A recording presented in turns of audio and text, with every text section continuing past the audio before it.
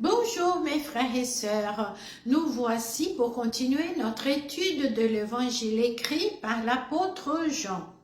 Aujourd'hui, nous lirons dans le chapitre 4 à partir du verset 43 jusqu'au verset 54 dont le titre c'est « Guérison du fils d'un officier royal ».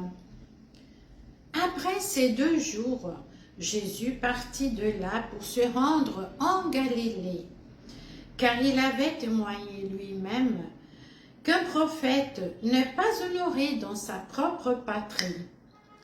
Lorsqu'il arriva en Galilée, les Galiléens l'accueillirent parce qu'ils avaient vu tout ce qu'il avait fait à Jérusalem pendant la fête, car eux aussi étaient allés à la fête. Il retourna donc à Cana en Galilée, où il avait changé l'eau en vin. Il y avait à Capernaum un officier royal dont le fils était malade.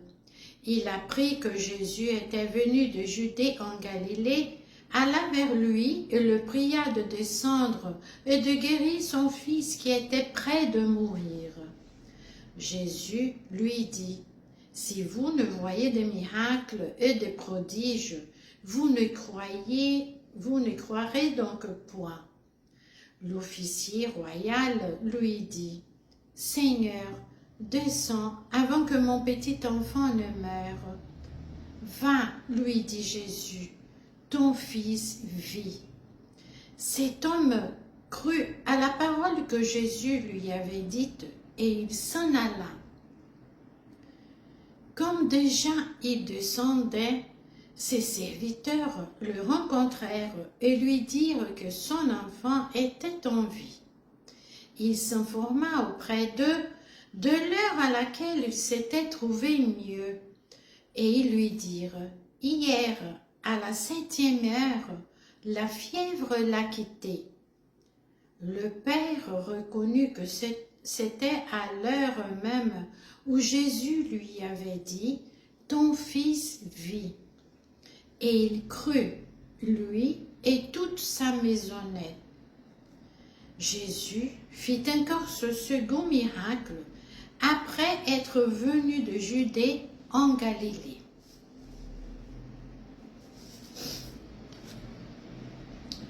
Après les 2 jours si agréables que Jésus a eus à Sychar, il va éprouver une profonde peine dans sa Galilée natale.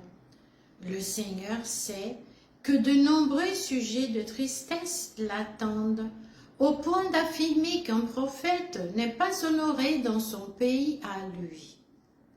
En Galilée, sa première rencontre est avec un fonctionnaire royal. Celui-ci appartenait à la cour du roi Hérode. Encore une fois, le Seigneur va au-delà des limites étroites d'Israël. Il nous montre que sa grâce infinie ne peut pas être enserrée par des barrières raciales, sociales ou religieuses. Le Seigneur est venu pour tous, sa grâce est pour tous qui la reçoivent. Ce haut fonctionnaire sait que Jésus est le seul qui peut sauver son fils.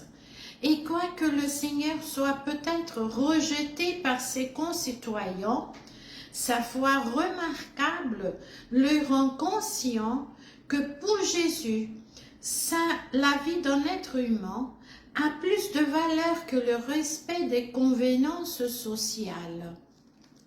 Ils étaient à Cana de Galilée, où le Seigneur a fait son premier miracle. Peut-être cet homme avait appris cela et s'est donc déplacé de Capernaum à Cana, 32 kilomètres de route, 7 heures à pied, pour y rencontrer Jésus, le seul qui pourrait sauver son fils agonisant. Ce haut fonctionnaire pensait qu'il fallait que le Seigneur aille chez lui, auprès de son fils, pour la guérison miraculeuse. Ils ne savaient pas encore que la parole du Seigneur était suffisante pour la vraie guérison. Mais voilà encore une autre leçon à apprendre. Plein d'une vraie confiance en celui auquel il fait appel, il verra sa foi récompensée. Le Seigneur Jésus lui dit, « Va, ton fils vit. » Cet officier royal a cru à la parole de Jésus et il s'en est allé chez lui. En route, il a rencontré ses serviteurs qui venaient pour lui apporter la merveilleuse nouvelle. Son enfant était en vie. Il se trouvait mieux. La fièvre l'avait quitté. Pour effacer des doutes quant à une guérison naturelle de son fils, il s'est informé auprès de ses serviteurs de l'heure à laquelle l'enfant s'était trouvé mieux. Et il a reconnu que la guérison a eu lieu à la même heure où la parole du Seigneur avait été prononcée, à la 7e heure, c'est-à-dire à 1h de l'après-midi. Cette preuve était irréfutable. Cet officier royal qui a cru à la parole de Jésus croit maintenant à la personne de Jésus. Voilà quelle grande différence. Maintenant, il se déclare ouvertement pour le Seigneur et toute sa famille, y compris ses serviteurs, ont cru aussi. Quand nous accueillons la parole du Seigneur dans la foi, en reconnaissant son pouvoir et celui qui l'a dite, elle a un effet porteur. Elle transforme nos vies, nos situations. Elle transforme les vies des gens.